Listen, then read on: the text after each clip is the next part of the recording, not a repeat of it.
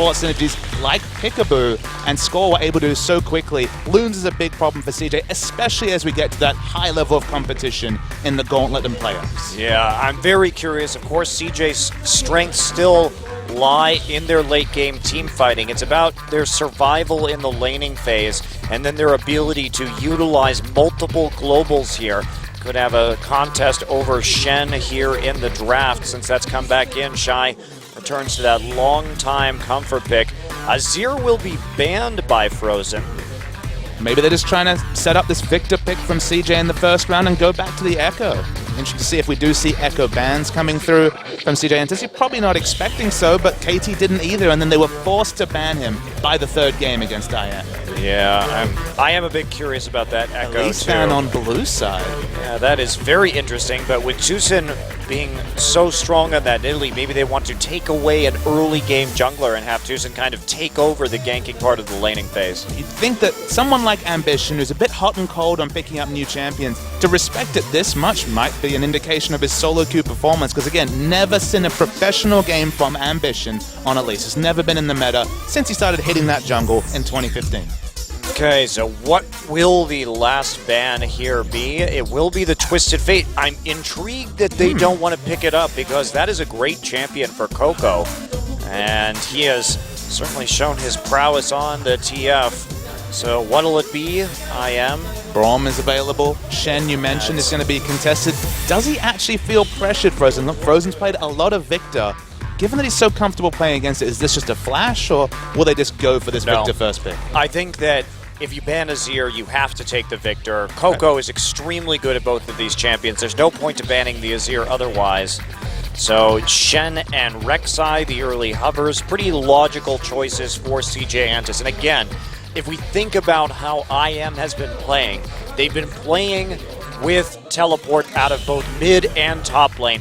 Get 2 globals for Shy now. I think this is a very good draft for them, and ensure that you will be able to answer their ganks. But the question is, we look at the bans. Azir is banned away. Runeglaive Ezreal, effectively banned, but no longer in the meta, is a more simple thing. Shen is actually not picked up. They do go for the Braum as a priority. The big question becomes, where does Coco go with his champion pool? Because we're talking about basically all the champions he's been playing recently. Yeah. And he's expected to be the carry threat. If they do go for the Shen anyway, how is he going to create pick pressure with Twisted Fate out, with a lot of those meta champions gone? I mean, it might have to be an ultra last pick, but given the Korean sniper status of Coco, is it going to be the Jace? Is that actually where he's going to go? Could be. I am curious as to where they go. I think that Jace Kog'Maw with a Braum would be quite strong. So they're setting themselves up for success in that way.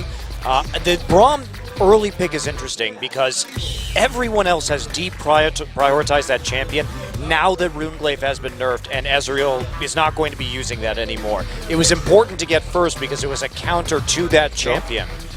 CJ this week on this patch still putting a lot of faith in it, and it will be the Shen takeaway alongside the Janna. So Space does go back to the Kog'Maw. I think that gives you a window as to why they've prioritized this Braum. Space is 6-0 on Kog'Maw so far this season. It's been a big pickup for CJ Entus. Coco is the primary carry for this team, much like when we see Faker for SKT. He's the one that draws all the aggro, so it's been much safer to have Space free hit in the backline with Shen ults, with the peel of Braum, and then because he has such the range and Trinity Force, excellent at proccing the concussive blows passive from Braum. So it's a very strong laning choice. And Coco, maybe he'll have to go a bit more passive and go for the wave clear and Orianna. Surprised to see him actually pick up the champion so early. He does have a red side last pick, but maybe they're just leaving it over to Shy. Yeah, this may mean some crazy things for Shy here. Kind of exciting. No Maokai ban yet, and it will be...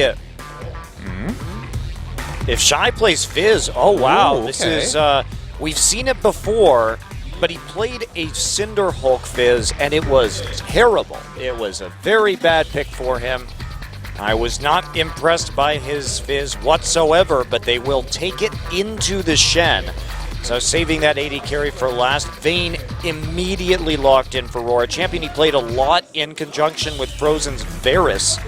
earlier in the season. Honestly, pretty safe against this lineup. It's weird to say with a Fizz, but it's going to be a top Fizz, probably an AD variant of Fizz, so less burst potential there. And Orianna, Rek'Sai, Braum, not really worries for Vayne, so it's a pretty overall safe game for Vayne. Probably going to still see the Kog'Maw come out from CJ Entus, but surprising to see the Fizz, especially from a player like Shy. You just don't really associate with the Fizz shenanigans, and it's also not the Maokai matchup that's so landslide in the advantage, most of the time, of course, for Fizz. Yeah, I am a bit surprised. Of course, the tower diving potential for Fizz does go down when you have to deal with the Shen taunt. Lee Sin will be the lock for Tucson. I don't know if I agree with that. I think that Vayne Gragas has a lot more synergy than a Lee Sin does, and gives you a form of primary engage that you are currently lacking. You don't really want to rely on insect kicks to engage with your team composition, but yeah, I don't see why you wouldn't take Gragas here, honestly, Baba. CJ Entus have left their AD carry to last pick. Kog'Maw's the frequent hover, and I think they need the damage. Orianna's damage can be flashed out of. We've seen some Orianna players beat big damage threats in the late game. We still can't guarantee anything about the Fizz, so I think you need the damage output. As you mentioned, the engage is not really there, so a relatively safe game from Kog'Maw, and it's just a bit of a scattered draft from both teams, but I'm actually liking what IM have put together. Yeah, and we saw this yesterday in Ku versus Jin Air. 3 straight games with no one picking primary engage. And guess what we're seeing again, Papa Smithy? This game, with the Kog'Maw locked in, Fizz, no one has a reliable form of engage here. And I was watching the VODs, they're very low kill games, a lot of priority on the Dragon, of course, because whichever of these teams monopolize the Dragon, the combat mechanic's not really there. Once you get the warding, once your pick champions are just that much stronger and you don't have that backline engage, it leads to these very long, drawn-out engagements. So strange to see that happen so consistently this patch, but it's definitely been the story of the last couple of days. Yeah, well, on a patch like this, that Kog'Maw-Braum combo is extremely valuable because there's,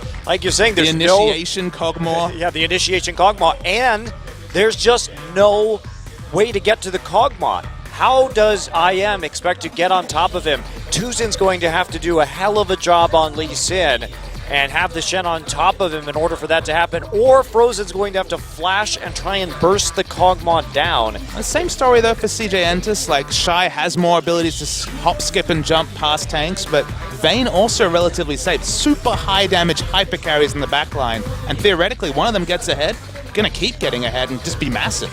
I'm really surprised that the Maokai didn't come through for CJ Entus. Maokai with the Orianna ball would have provided a lot of initiation potential. But instead, they like the Fizz matchup, it would seem. We're going to get into game 1 and see if it works out with the Shen versus the Fizz.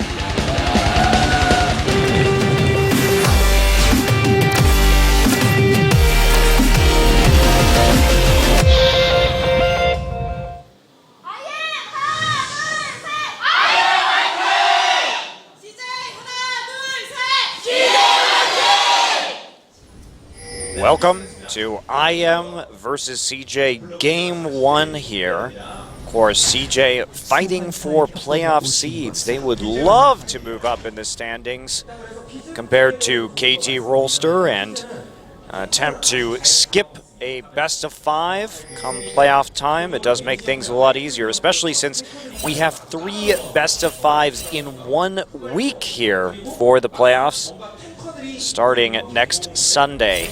Lot to be excited about, but this game, I don't like this Monte Cristo. It makes me worry about where Maokai is invariably nerfed any further, and it's just, where does the primary engage come from? Because it feels like none of those champions are really viable at the moment. Some teams still play a bit of the Hecarim. We actually saw Sejuani in recent days, but people have really moved away from any semblance of primary engage. What? Annie and Alistair still exist, Papa Smithy. I'm still thinking about the top lane mostly. You're right, the engaged supports are there, but top laners, Shen versus Fizz. Gragas is still there. There are some good choices out of the jungle too, but I think Maokai is still in a perfectly fine place. Exactly. There's no reason not to pick him up, especially with... We've seen a lot of Maokai bans, interestingly, but very few Maokai picks. Very, very strange. And what that means for this particular game is Frozen and Coco go for the love taps in mid.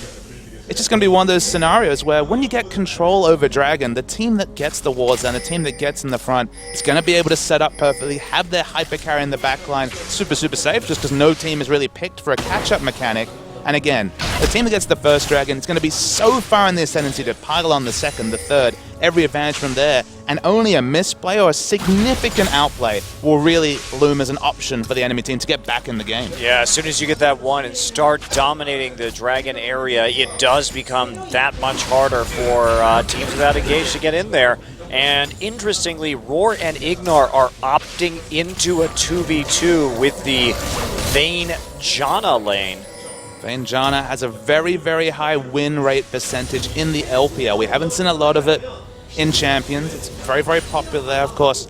Early laning can be very difficult. Level 2 is pretty strong, but Braum, Kog'Maw, enough said. This is a super powerful 2v2 lane for CJ Entus. Yeah, once they get a couple levels here and Braum and Kog are able to nullify a lot of that damage, it's some Korean casters right there. Very dapper. There was a Tarek there, that's always good. Gems. I don't know if they're as outrageous as Tarek is. It's unfortunate. We all strive for that, Monte Cristo. The dream. The dream.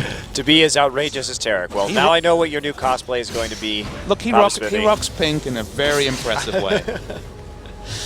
All right. Well, first gank of the game going to be coming through from Ambition. This should be pretty obvious. Of course, gank expression has been the method of shutting down from IM from many teams. Ambition thinks better of it, starts to pop into the enemy jungle, going for that gank around by the Tri-Brush instead. We mentioned this stat during the pregame, but 5-1 in his last 6 on Rek'Sai, picking up this very important meta jungler in Rek'Sai and just turning around what was a very lopsided negative win rate early in the season. So it's good to see Ambition roll with the meta, and we might actually see some heads-up jungle play between Toos and Ambition. Okay, Ambition already low, has to get out of there with the E, and there's the follow-up on the Q immediately into an unburrow, and Shen is not really there to respond. Ambition trying to get a nice flash taunt, and that's going to be first blood. Not done yet. For Expression. Shy now trying to hop out. Remember, he doesn't have flash, just that ignite. Are they going to go for it? Looks like the dive is coming through. Q finish from Toosin. And I don't know why Ambition would walk into that river brush instead of out towards the Tri-Brush to get him away from the taunt flash over the wall. Nice skirmishing from Expression and Toosin, but pretty awful skirmishing there from CJ Entus. Well, Ambition went for a walk in the enemy jungle. He used his trinket very early just to get vision of whether the Gromp had been cleared. Went to clear it himself and just had no idea that Lee Sin was going to come up. And Lee Sin's got the damage, he's got the 3 levels, and it's so easy to win a skirmish that despite the fact that Shy was the first person to respond, CJ find themselves in a hole surprisingly early in this game. Yeah. Well, I mean, he started the skirmish at 50% health, True. and this is what we're talking about with Ambition. Why? Why go for that Gromp? It doesn't get you anything at all. You got the information you needed, which was, hello, Lee Sin's not here on my extended top laner, so I can sit here, put a ward down, and then leave. So that Shy will know what's going on. And then the misplay after that, too, just getting too close to the brush. I don't even know where he was going right there. Toosin is going on a merry way, just going around the lanes. Has the Sidestone as the first straight-up item after picking up the kill contribution. Finds Ambition again. Ambition not going to make the same mistake twice. You know, you raised the question why. Why not Trick, I think, needs to become a meme. A bit like why not Zoidberg. Some trading here. Roar actually has to pop back with the, nice kill from Madlife. Space low. Space going to use that Summoner Hill. Can they turn on to Ignar? No. They think better of it. Big mistake from Roar, though. He hit the 3 concussive bow stacks, didn't use heal, didn't use flash, and just died straight up to the level 2 Winter's Bite. That's just poor damage calculation by a seasoned AD carry player like Roar. Yeah, quite confusing indeed, especially after the exhaust went down on him. You'd think he'd take that a little bit more seriously, but no, Madlife. Oh, baby. Going to secure that one. Toosin is here. Space is low. And there's the tornado. Can he get down onto him? Space trying to kite this out. Zephyr onto him. There we go. Madlife jumps in, but Unbreakable is now down. Has to flash out. Toosin has a Shen ult. He will get stunned up. And there comes Expression into the bottom side for a kill onto Madlife. And CJ just overstaying repeatedly here. They had no idea where Tucson was. All too easy for him to pick up that kill. So I am concerned about CJ in this particular game. Now, to be fair, many CJ games start like this and then end with them team fighting their way out of a bad situation, but a large gold lead appearing early. Well, let's make 1 point, Monte Cristo. Remember who gave the first blood for CJ? It was Ambition. From memory, that was always a good sign. Well, in the mid lane and on Blaze, yes. That's true. It was... Look, sometimes when you're 3-1 behind to LCIM, you have to look for the bright side of things, Monte Cristo. Well, the crazy thing about this is Coco has to run backwards. And we see Mad Life and Ambition not able to clear out a pink ward. In fact, we'll just lose one of their own immediately. Is that if IM win this, CJ is all of a sudden in a position where actually Najin can surpass them in the rankings. Now, that likely would include a win over SK Telecom, which probably not likely for Najin to do, but still, you don't want to give up any opportunity, especially against a team that you are an overwhelming favorite against. All right, call it right here. 8 minutes into game 1 of the night. Is Najin going to Worlds, Monte Cristo? I have no idea. Come on, you know they are. No, I don't need to. I need to see more of their games, Papa. This color commentator excuses. Need more tape. I do need more tape because they only got good, and since that point, they haven't been playing against some of the high-quality teams. I think we'll learn a lot from Najin versus SKT. That'll be exciting game. That's next Wednesday, I believe. So one of the last 3 matches of the season on Wednesday and Thursday. This game, they're playing logical League of Legends. They got that advantage up top. Expression pinged 6 first, so of course went for the gank down bottom, did Tucson, had the backup from Shen. It's Shy up on top lane Fizz. He had no counter wave push. This is AD Fizz, not maxing the Playful Trickster. He didn't actually lose anything, his Ambition. Void rushes right into Tucson, who just stole his red buff. Tucson invading since he has the pressure in the top lane, and he knows that he is more potent than Ambition in the jungle right now, building into that warrior enchantment well ahead of Ambition. It's really nice to see. It's really nice to see from Tucson. This is a player who hasn't been in the lineup recently. He's come back. The balls on this man, quite large. Yeah, I'm really enjoying watching Tucson play, especially when we talk about facing off against Score, who's been on a bit of a tear recently and performing quite well against KT Rolster, not just folding under the jungle pressure that KT likes to put down, instead playing aggressive champions and making the plays on that Nidalee. So IM has so much lane control in multiple lanes. You know, Orianna only a passive farmer. Already see Fizz behind. Tucson's going to keep skirmishing. So much damage already. Draws out the flash. Suddenly the gank pressure from Ambition is none. And he doesn't have any control of his jungler either. Yeah, are they going to die? Victor is coming up right now through the enemy jungle. And there we go. Fish is going to miss. Expression and Tucson picking up that first kill. He's trying to... Oh, there's the ignite. And the Shen ult has to be used. But guess what? Frozen's here. Goodbye, Death Ray. Will zap the Fizz. Mad Life in space trying to get something out of this situation. They do force him on soon, but that's it. Not even a summoner used on the bottom side. Tucson just going berserk this game. 2-0-3 at 10 minutes on this Lee Sin. 100% kill participation. Has the Warrior Sightstone already at 10 minutes. And even though it was a very sloppy dive, when you're playing around lanes that are ahead, you can take those extra turret shots, and credit to the turret tanking. It was actually very smart. Shen ult was drawn out, but all in all, the lead increases for IM. Yeah, they didn't want to wait for the Victor right there. That would have been the safe thing. Victor was 100% coming to that. They were worried perhaps Coco would get there too, but they did actually have a window where that Fizz would have been all by his lonesome 1v3. Still took it. Still used the Shen ult in an intelligent way to save Tucson through the ignite. And Shy, the second death of the game. Expression and Tucson just doing great work this game already. You see the opportunity cost of picking a champion like Fizz over Maokai. Of course, he missed his Fish. Of course, missed his only real CC, his only real deterrent to the turret dive, and that wouldn't have been the case with the Twisted Advance. So we just come back to why the Fizz. Well, and Tucson, now that he has this fast Sightstone and Warrior enchantment, just goes for a solo dragon right now. They have pink wards on both sides of that dragon pit, so very safe for them to go ahead and execute this.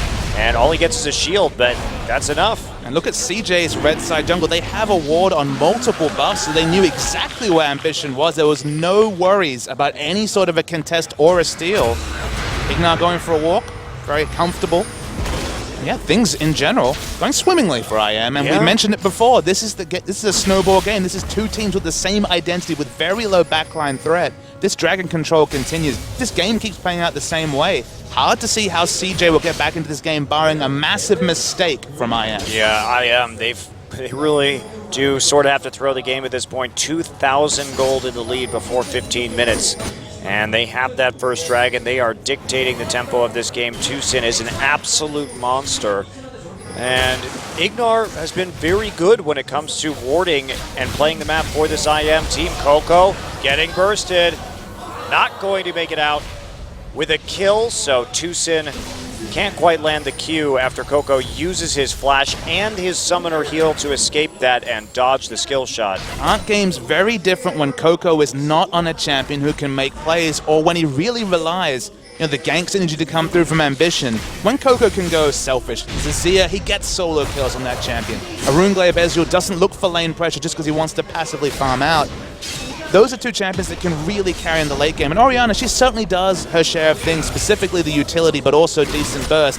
It's just not the identity of champion that's been core to Coco and CJ's rise in recent weeks. Yeah, and as we see Shy struggling in that top lane, he does have to toss out the fish just to stop TuSin from getting on top of him one more time. The only thing that's going well right now for CJ is this bottom lane to a degree. They have a slight CS advantage, but they should probably have a much bigger one considering the Cog Braum versus Vayne Janna. That is incredibly tilted in favor of CJ, and they don't have that much turret damage to show for it thanks to IM's presence with Shen and Lee Sin in the bottom lane.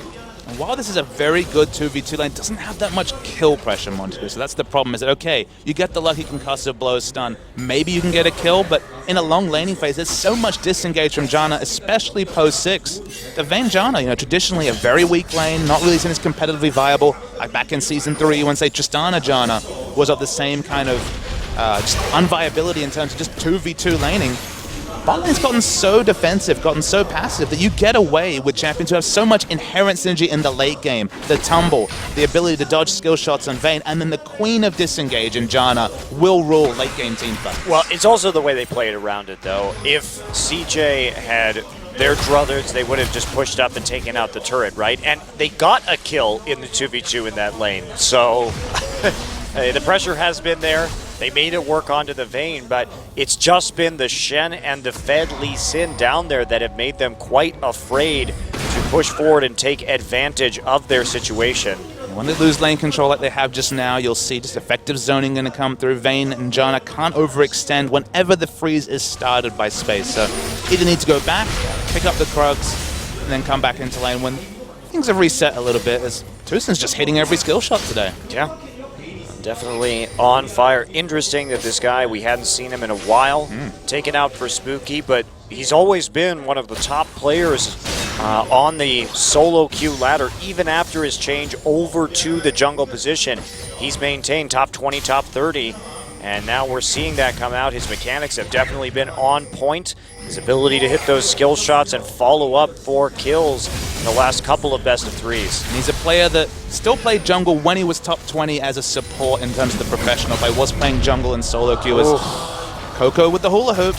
Hopefully that is just a one-off, because that will become such an important skill shot maybe 10, 15 minutes further into this game. Yeah, not even getting a summoner with that either. Just it's hard to kill pressure Victor anymore, just none. It's hard to kill Victor when you're Orianna. He gets that periodic, every 4 second huge burst of speed from the Q augment. You're not going to hit that skill shot. There's just not solo kill pressure. And I think that's what Coco needs to make CJ Entus function as a laning unit, because their laning phase is certainly not their claim to fame at the best of times. Yeah, or just having something that he can hard carry on like Rune Glaves in the late game, like we were talking about earlier. He can lose lane as long as he can carry late. So what can we really say for certain about a CJ Entus lineup that doesn't have the best jungle synergy with the lanes and requires carry from the mid lane, when of course the carry pool has been shredded a little bit on patch 5.14 and moving into the future? I have to say, you know, it feels like as these patches change, specifically 2nd through 5th can shift so much with just minute changes in the meta and personnel. Yeah, I think Jin Air definitely a victim of meta shifts. Ku Tigers could be considered the same way. I still think there is a lot of carry potential out of the mid lane. Not on Orianna. Well, don't play Orianna. Plenty of other available options. Remember, CJ was the one who banned TF this game. It's true. I wondered where they would go with Victor, Azir banned, and of course AP Ezreal no longer a consideration, and surprised by the passivity they chose of the Orianna pick. Well, they didn't use the counter pick either. Nope. Got the Orianna in that 2nd round of the draft, and they saved that last pick for a Kog'Maw, which is honestly a pick that we would have expected them to take anyway. If Kog'Maw's a champion they could blind pick, first pick on the blue side. It's the sort of champion that's powerful, that doesn't really have any tricky laning situations. There's 6-0 on. They've already shown plenty of Kog'Maw. And they picked it with, you know, a very strong laning champion in Braum, so don't know why they chose not to really hide anything. And this top lane matchup's going from better to better for Expression, who's managed to build for lane and also diversified his tank portfolio. I've been thinking a lot about the Shen pick because, of course, when we first saw Shen from Shy earlier this season, was building the Trinity Force, was building more into the damage. You look at his numbers, specifically the change around his passive, he has his passive up about 20% more of the time, and his passive is effectively Sheen because, of course, it procs onto turrets. His split pushing's still pretty damn good, and you don't even have to build the damage to kind of set his build behind. Yeah, and when we look at his build this game, and we talk about the top lane Fizz, you need both armor and magic resist to really be an effective force against him, but he's gotten so fed that he already has a cowl, already has that Sunfire cape, so Shy really can't do anything to kill him right now, and the constant unrelenting pressure onto the tier 2 just keeps on moving forward. They have to make a play around this Shen at some point, or else they're just going to keep losing out on these dragons. Gold lead's grown as well. It's about 3,200 gold. It's only getting bigger. It's only eking forward because they don't have massive advantages. But look, they're going to start to contest buffs. This is what you should do when you're ahead. But remember, they don't have that much lane pressure in bottom, so there's still a risk. And here comes Ignar Tucson there. He's going to kick Coco out. There's the Chaos Storm. Coco will escape with his life, but Ambition all the way boxed in right there. Especially comes down with that ultimate, and they are going to get the blue buff. Oh, who got it, actually? Oh, yes, it was Frozen, looks like, who picked it up in the end. Shy doesn't even bother teleporting. Knew he couldn't impact the fight. They have to give up this dragon as well. We keep coming back to the fact that Fizz excluded. There's no real sort of primary engage, and even if you include Fizz, certainly not reliable primary engage, as we saw in the turret dive, where Shy didn't even have the Fizz mechanics to hit someone on a 1v2 turret dive. Well, you start coming in with a primary engage Fizz, playful trickstering with an Orianna ball, and you are just asking for trouble there. Shy not anywhere near tanky enough to survive a round of burst from IM. He will just die to Victor right now, no problem. I forget whether going into Playful Trickster actually drops the shield as well, because you have to think being untargetable might actually release the Orianna ball. I'll watch for that interaction in the first fight, it just eludes me, but certainly not reliable in terms of primary engage. And the Maokai was on the table. That's the crazy thing, is it was sitting there. Everyone plays it, but not chosen. I don't get it. I don't understand. We just haven't seen Fizz picked into this Shen matchup. What is there to like about the Fizz into the Shen? And Space now getting dove. TP has to come in, but they get a ton of damage down onto Space. They have a Ring of Wards, no chance, and now the TP canceled by Shy. Well, there's one less tool for CJ to use, and they could be dove just once again right here, simply from Expression TPing.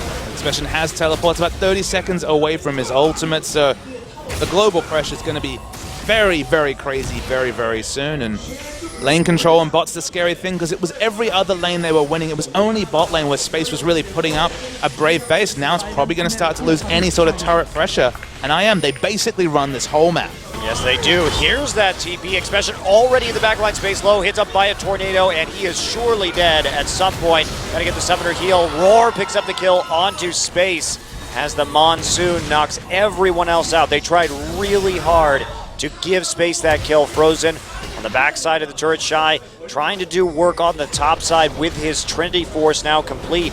They, at best, are going to trade 1-for-1 when it comes to towers, but the kill on space putting Incredible Miracle even further into the lead. Yeah, it's a massive lead. Doesn't really feel it in the goalie, but 4,000 this early with the 2 dragons especially. It's a big thing for LZIM. They're really stacking advantages, and we just didn't see this coming into the matchup. We didn't see it in picks and bans, but we knew someone was going to get ahead, but surprise, surprise, it's specifically Tucson, and thus IM. Yeah, and this is, we talked about the similarity between these two compositions, Papa Smithy, and the fact that when you have 2 comps that aren't running primary engage, that have these scaling hyper carries that no one can get onto, if one of team starts to get ahead, and you can get priority on the Dragon, it's so hard to break that. And this is a snowball that has resulted from Ambition's giving up first blood and Shy's early death too. That has changed this game, and IM, to their credit, has done a beautiful job of playing out those win conditions. But realistically, when you see 2 teams that are so similar in strength and so similar in strategy, once one team starts to get going, there's almost no way for the other team to come back if it's played properly. Let's try and be a one-eyed CJ fan and work out what they do have. Because as you mentioned, the comps are very similar. You could say the main difference is that Shy is building for damage from the top lane. So you might think, okay, if IM ever starts to lose vision control, maybe Fizz will get that big pick with the Trinity Force, kill the Vayne in a rotation. But you look at the minimap, it's certainly not what's happening. The warding, 2 warding totems, 2 sight stones. Vision's been excellent for IM, so look, barring a big missed position with all the extra information that these green wards are providing, IM should have this. Yeah, absolutely. They have the Victor too, which is so strong when it comes to pushing towers. Very, very safe. Tucson now coming around. He's going to queue over, kick space straight into the wall. Ignar's there, has the Monsoon out because they can't afford to lose people right there, and CJ was on a big rotation into the bottom side. Expression also present, but just not enough damage to finish off that kill. Frozen standing in a ward, getting pressure around the Dragon. 1.5 minutes to the all-important 3rd Dragon. Makes those picks that much more reliable for IM, makes them even better at sidestepping the fish that's been regularly missing from Shy.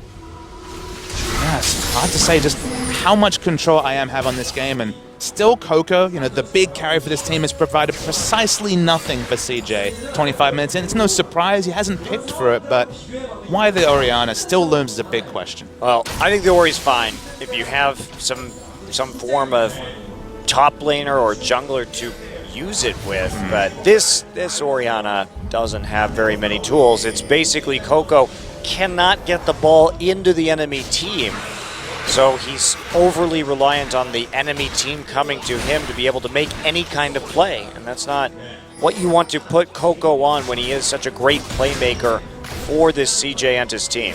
Looking at the goal differences, about 1,300 in the mid lane. Actually, Mirror leads in most of the top side of the map.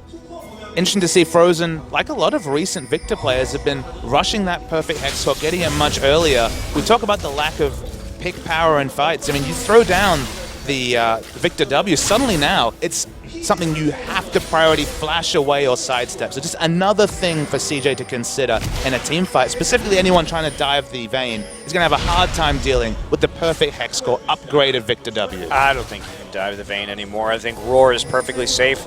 And even if he wasn't, Roar is now getting a QSS as his 3rd item because there's simply there's no armor here. Shy is only now starting to build up that Frozen art after falling behind.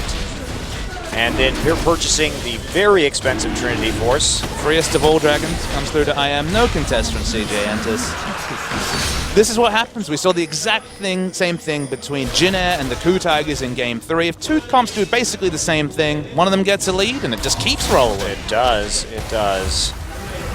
CJ is, to their credit, doing a decent job of denying deep wards in their own jungle. That's about one of the only things they have going for them right now. IM's ward line, especially in the bottom side, hasn't advanced very far, but it's... So you were a pro coach, Monte Cristo. You dealt with your fair share of picks and bans, whether it was in scrims or the live environment. How did drafts go so poorly, so late in the draft? Because they would have had an idea, they would have had considerations, but how did CJ Entus get there, do you think? Like, specifically the last 2 rounds of the draft seems to have really been counterproductive I don't understand the Fizz at in all. creating any sort of an identity. But even, look, accepting the Fizz, could have been a Fizz last pick. It didn't have to be this duo lane, picking your threats, leaving your AD carry to the last pick. Just doesn't seem to flow. Yeah, I agree. To be fair, when I was coaching, it was before coaches were allowed in the booth. Sure. So you would have to rely on the players to do that, which is obviously significantly sketchier. So I don't really have any experience in this regard. But I agree with you. I think that the Kog'Maw was a safe pick here. Earlier on, I wouldn't have been too worried. I think Tusin's played the Lee Sin well, but I still think Gragas is a better pick for Incredible Miracle overall. And we know Tusin is a good Gragas player, so that surprises me a little bit.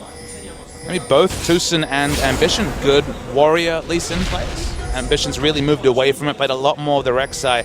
Now you see the downside of the Rek'Sai, where if you just lose those first couple of skirmishes, your confidence is down, but just your ability to impact the map, you're kind of a non-factor, because you're using your flash defensively to not die, and you don't even have it for the flash unborrowed. The only true initiation and skirmishing potential Rek'Sai has is kind of gated by that flash cooldown. Yeah, Ambition just trying to fight for vision here. That's about all he can do.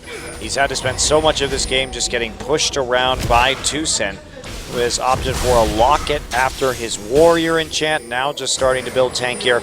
He's not going to go full Lyra and get a Hex Drinker afterwards. He does have some shame, I suppose. No shame in the Hex Drinker. Come on, Monte Cristo. I think they have enough damage. It's better for him to be a tank right now and live when they have Victor and Vayne. They do not need a high damage jungler here. They've got the damage already. Disappoint me. The last game we cast had a very overly fed Yasuo and a lot of fun hijinks. So back to the sensible world of Korean League of Legends, sadly. But CJ, they need to make something happen. They don't have any tools to do so. They don't have any map control. Feels like we should just talk about something else, because this game, I just don't see how CJ are going to get back into it. It's been one of those games. We think about CJ's drafts sometimes, and CJ has just randomly lost games like this previously. They've played Vayne, Fizz, Kassadin, and had no wave clear and gotten absolutely That was smashed. a real banger of a team comp. That was horrendous. Absolutely horrible. This one isn't quite that bad, but it's pretty bad. It's pretty damn bad. It's pretty bad. So I don't really know. It's just, I think that team compositions are better when you actually have some sort of contingency plan besides we will crush this Shen with this Fizz in the laning phase. But it's not... The thing I'm going to tell you, Monte Cristo, you can crush a Maokai with Fizz, not 100% of the time, but fairly regularly. Shen's a whole different beast. Yeah. It's much harder to do. He's so much more slippery because he doesn't have to have a targeted escape path. He can easily shadow dash away from the fish. He can easily make different decisions because you max taunt second anyway, so it's on a fairly short cooldown as the laning phase goes on. Tusin's brawling with Ambition. Space is there first and Vayne's in base, so maybe time to get out if you're IM. Yeah. Although Ambition actually, the one on the retreat right there, actually taking a fair amount of damage from the Baron. Parlay seems to be in action between Shy and Expression, although they're tussling a bit now. No damage from Expression though, so can't really make much happen. I don't know, he managed to hit Shy for 50% of his HP in that little exchange, so he's got enough going for him, and there's a ward in that brush. He's just delaying him, being as annoying as he possibly can, before going to keep on clearing out this wave, and that is a phage onto this Vayne. So it looks like an early Trinity Force. You thought he was slippery before. Add in the Rage passive and the semblance of burst damage that you're going to get from the Trinity Force, and man, it's going to be very hard for anyone to get anywhere near Raw. Ambition almost has that Randuin's Omen, and Shy working feverishly towards a Frozen Heart, but there's not really anyone to stop the Vayne damage. This is your 2013 OGN Dream match. As we're watching Fizz and Shy versus Expression, Frost versus Najin Sword. Oh yeah. What could have been? Nice steal there from Tusin. It's the Wolf Spirit over. That'll help out Expression pretty substantially in his split pushing. This is what the OGN Legion want to see. Another missed taunt comes through from Expression. Do you think they wanted to see the missed taunt? Yeah, they did. Nailed the missed taunt. They'll keep pushing forwards. Nothing Shy can do because he's Fizz. Yep, and there you go. He's going to tank out this turret. Roar gets there and finishes it off. So Tier 2, first one of the game, now down. 15 seconds up until that Dragon. Couldn't have happened at a better time for LZIM. Roar, maybe you don't want to walk there, buddy.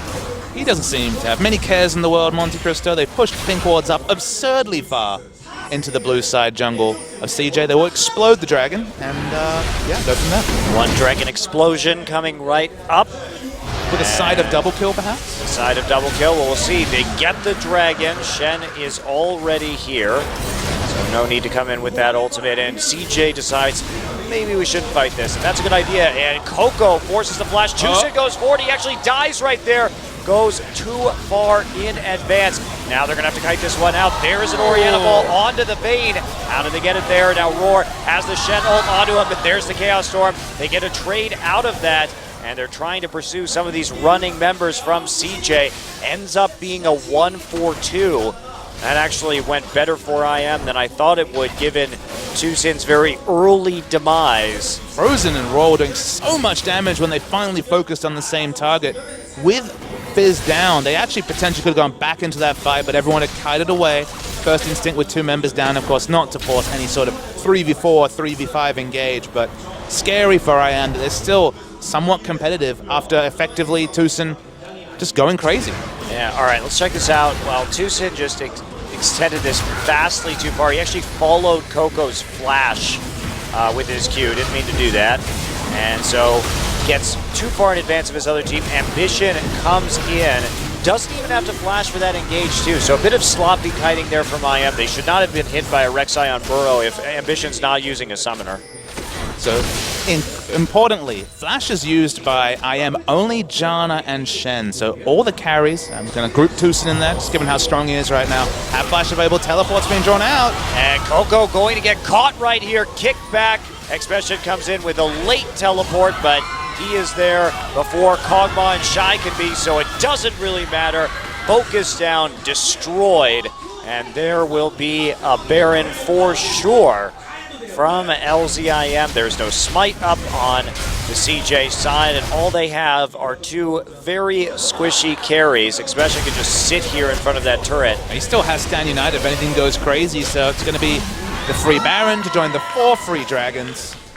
And another free dragon will arrive in about 3 minutes from now. So Baron, dragon number 5, very real possibilities for IM as they are just crushing CJ Entus in this game. Frozen's got the Sheen. He wants to have that turret damage. Speaking of turrets, going to explode the inner turret in the mid lane with Lich Bane, even though it's only Vayne for Siege. Going to be very, very safe with the disengage and shielding from the likes of Lee Sin and Shen. So things go from bad to worse for CJ Entus. Yes, they do. Trinity Force now finished onto Vayne. Lich Bane done onto Victor. So goodbye, towers. Double Sheen, feels pretty good. 2 big Sheen items complete. Hard to have much hype about this one because, yeah, it's been decided from that first dragon. Yeah, especially now Ignar Crucible has been acquired. He will be able to get Roar out of any further situations. When he's near Janna, 487 move speed, 464 base. So quick is this Vayne. Just gliding around team fights. Shy wasn't getting into the backline before. Nothing's going to change. All right. Expression has the Phage. All right. Is he going for the Trinity Force, or he's probably going for the Trinity Force? Triple Sheen should be the name of the game here, and that just will allow him now. You do see the big damage coming out of Coco. The addition of that Void Staff. Ignar trying to ward there and gets caught out by a QW combination. So much flat movement speed by the 2 phages that have been completed. In general, just across the board, the item pickups make IM slippery. I really do like the phage proc on Shen. Of course, 20 movement speed every time he just auto attacks a minion. Just makes him that much more reliable when hitting a taunt, specifically when Flash is down. Well, Shen may be going for the 1-3-1. Roar was waiting for that wave in the brush, and this is a fantastic 1-3-1 for IM. Great calls on the lane. Really difficult to keep this base intact right now. Ambition and Space both on the top side. Roar getting some free autos there. You can't have that happening with a Sheen. And a Baroned up minion wave. Meanwhile, it's like Expression just coming into the mid lane right now and popping the Talisman to get out. But that tower's super low, and it's just going to get melted by the Lich Bane. The Lich Bane doing so much work. They're just split pushing threats across the map. Like you said, here's the engage. Oh, they caught space, instantly dead. That Kog'Maw, the Lee Sin kick doing its job. Double kill for Frozen's Victor. And Ambition will be condemned out of the battle. That will be an uncontested inhibitor. No one there to stop it from going down. They transition immediately into the Nexus Stores. Looks like they just want to end this game right here, right now, and they should be able to do it. Just need to navigate the Orianna ultimate. Still got a lot of ability power. See the engage though. Shy gets targeted. Not going to die. I am. Don't be too silly. Yeah, Frozen doesn't really take any damage thanks to the Stand United onto him. He's dueling Coco with that Death Ray and Tucson, and now they're just going to push down this Nexus. A win in game one for Longzhu IM, and a dominant one at that. And all the OGN Legion should go back and just count how many times we had to use the word uncontested this game. Uncontested dragons after the first one, uncontested inhibitors, and what effectively felt like an uncontested game for IM. And the reality of the pick comp versus the pick comp, get that lead specifically through Tucson and win the game. Absolutely. Really difficult once you fall behind. I question CJ's use of this Fizz. It hasn't been a good pick for them in the past. It doesn't look like a good pick for them now. But when you have two team compositions that are so similar in nature, the smallest thing can start tilting